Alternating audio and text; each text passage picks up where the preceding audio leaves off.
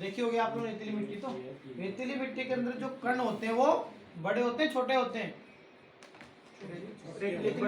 रेतीली मिट्टी में छोटे बड़े बड़े कण होते हैं। उसकी वजह से क्या होता है, पानी एकदम नीचे चला जाता है, पानी ऊपर रुकता नहीं है रेतीली मिट्टी में। देखा होगा आप लोगों ने, पानी लगाओ रेतीली मिट्टी में एकदम से नीचे चला जाएगा। ठीक है। दूसरे हम लोग बात करते हैं क्ले। क्ले यानी कि दोमट मिट्टी के बारे में। ठीक है, जो अपने यहाँ ज्यादा मिलती है।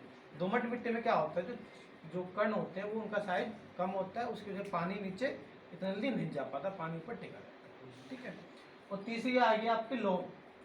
ठीक है, फिर आएगी सिल्ट वाली, सिल्ट आएगी। सैंड और क्ले, इन दोनों के बीच के अंदर जो रहेगा वो आएगा सिल्ट। सबसे पहले देखा हम लोग पढ़ी सिल्ट के बारे में। अच्छा, हिंदी में बताना। तो पहले हम लोग बताते हैं वो रेतीली मिट्टी के बारे में। जो रेतीली मिट्टी है उसमें जो कण है उनका जो साइज है, जिनका आकार है वो क्या है, बड़ा है। उसकी वजह से पानी टिकता नहीं, पानी नीचे चला जाता है। ये तो होगी अपनी रेतीली मिट्टी। दूसरी है अपनी दोमट मिट्टी। दोमट मिट्टी में क्या होता है, जो कण है, छिद्र है, उनका साइज बहुत छोटा छोटा होता है और जो पानी है वो नीचे नहीं जा पाता, पानी ऊपर टिका है। चिकनी मिट्टी, चिकनी मिट्टी या दोमट मिट्टी, चिकनी मिट्टी। और तीसरी आती है सिल्ट वाली। सिल्ट, इन दोनों के बीच में जो रेंज आएगी वो सिल्ट बोलेंगे। इंग्लिश में भी सिल्ट, हिंदी में सिल्ट बोलते हैं, इंग्लिश में। ठीक है। अभी जो मेन कंटेंट है अपना न्यूट्रिएंट वाला उसमें चलती है। तो चलो बेसिक ये चौथा बताओ, लोम्स के लोम्स रहेगी। हाँ, फिर हम लोग बताते हैं आपको चौथी कैटेगरी यानी कि लोम के बारे में।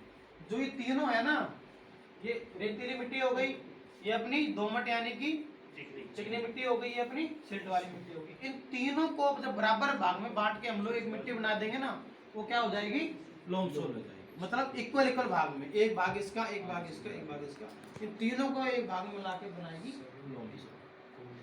ठीक है। इक्वल भागों में आप तीनों मिट्टी को मिला दोगे तो अपनी कौन सी बन जाएगी, लोम सोल।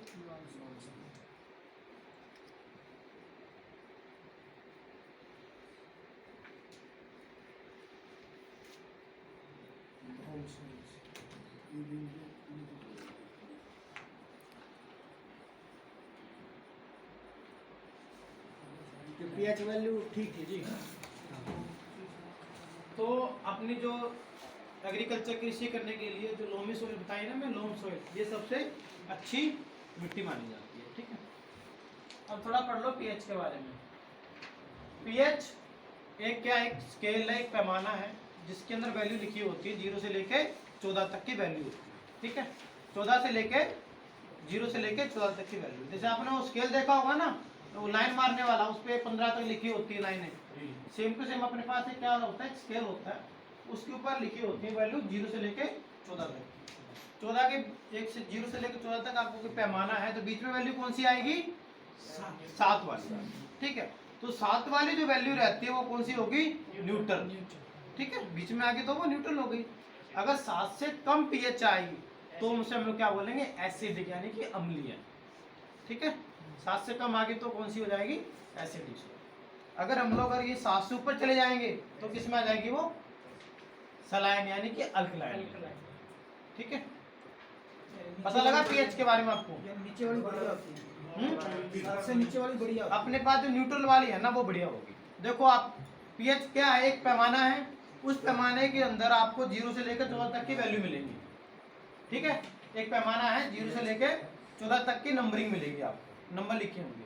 तो 14, 0 से लेकर 14 वाला है, बीच में कौन सा आया आपका, 7 आया। तो 7 क्या होगा आपका, न्यूट्रल। ठीक है। 7 से आप इधर गए, 7 से कम होगा तो वो एसिडिक अम्लीय आ जाएगा।